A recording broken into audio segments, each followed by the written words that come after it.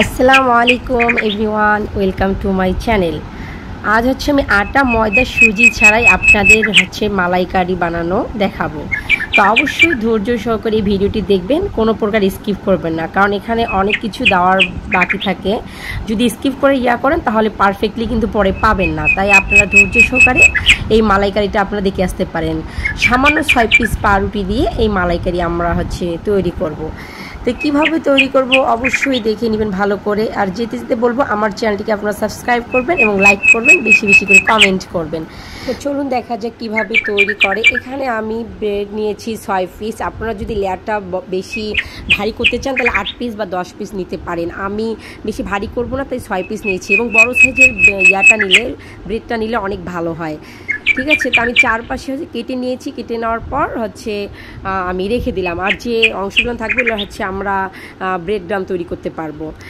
আর এখানে আমি একটা কড়াইয়ের মধ্যে আলাদা 3 চা চামচ চিনি নিয়েছি আর হাফ কাপ পানি নিয়ে এখানে আমরা মিডিয়াম আছে এরকম করে নাড়াচাড়া করব করার জন্য, একটা লিগাল তৈরি করার জন্য, সুন্দর একটা কালার জন্য আসে। এই জন্য আমরা এই জিনিসটা কালারের জন্য শিরাটা তৈরি করব।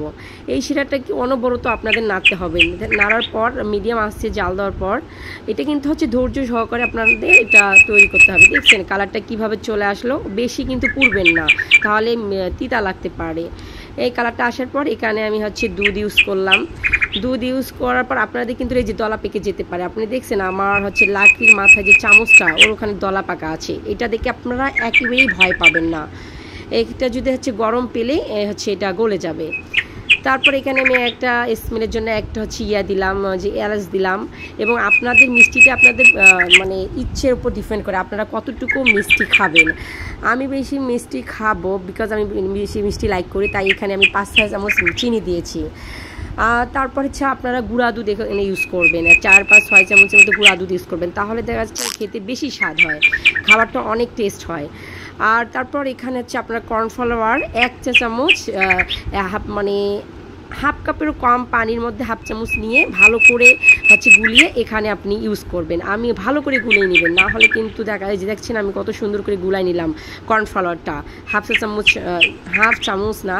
কাপ পানিতে ভালো করে গুলিয়ে নিয়ে অনবরত নাড়াচাড়া করবেন, না হলে দেখা যাচ্ছে লাঞ্চ তৈরি হতে পারে।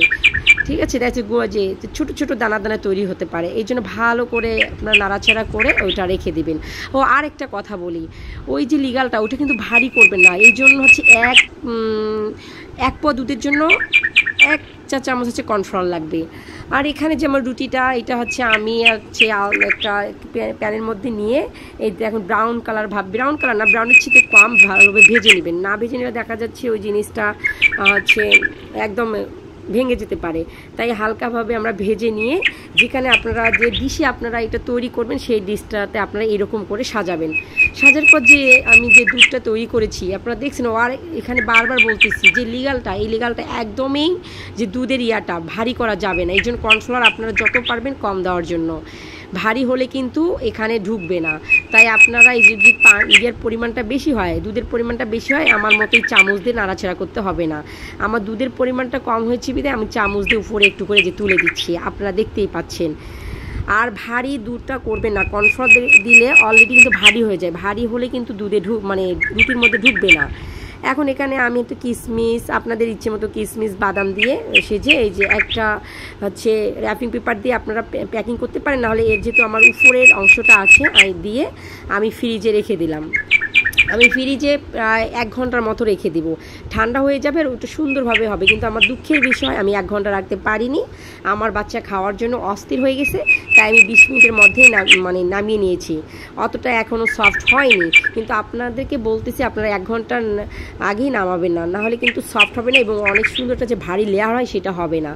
তা আমার বাচ্চার কান্নার কারণে আমি নামিয়ে ফেলেছি। এখানে আমার ক্যামেরাটা একটু ঘোলা আসছে, কারণ এখানে ক্যামেরার মধ্যে একটু ভাবটা লেগে গেছে। এখন নামানোর পর আপনারা আপনাদের পছন্দ মতো আবার বাদাম খেজুর কিশমিশ দিয়ে আপনারা সুন্দরভাবে ডেকোরেশন করে নিতে পারেন। ঠিক আছে, আর যে অংশটা যে দুধের থাকবে লিগালটা থাকবে এটা চারপাশে সুন্দর করে দিয়ে আপনারা অনেক সুন্দরভাবে পরিবেশন করতে পারবেন। এটা খেতে এত লোভনীয়, এত অসাধারণ, যতক্ষণ পর্যন্ত না আপনারা বানাবেন এবং খাবেন ততক্ষণ পর্যন্ত আপনারা বুঝতে পারবেন না। তাই আপনারা আগে আমার এই রেসিপিটা থেকে ট্রাই করবেন, খাওয়ার পর আমাকে কমেন্ট করবেন, তারপর আমার চ্যানেলটিকে সাবস্ক্রাইব করবেন যদি আমার রান্নাটা এই রেসিপিটা আপনাদের ভালো লাগে। এই মালাইকারিটা এটা অনেক লোভনীয় এবং অসাধারণ খেতে, আপনারা বিলিভ করবেন না, এতটাই অসাধারণ।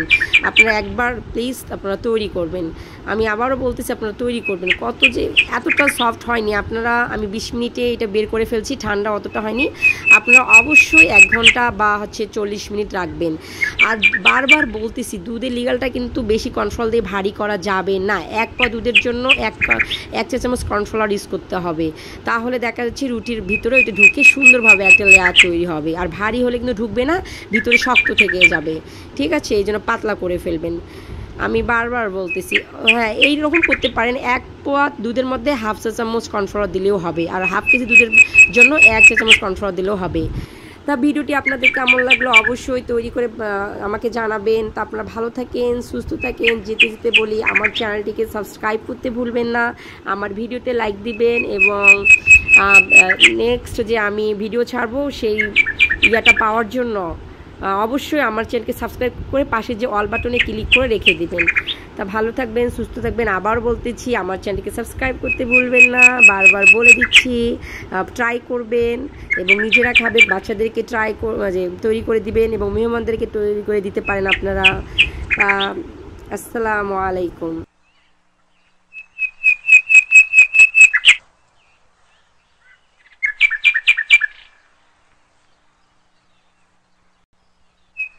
অবশ্যই কিন্তু বাসায় তৈরি করে খাবেন এবং বাচ্চাদের খাওয়াবেন। আমি কিন্তু বারবার বলছি এটা খেতে যে অসাধারণ এবং লোভনীয়। আল্লাহ হাফেজ।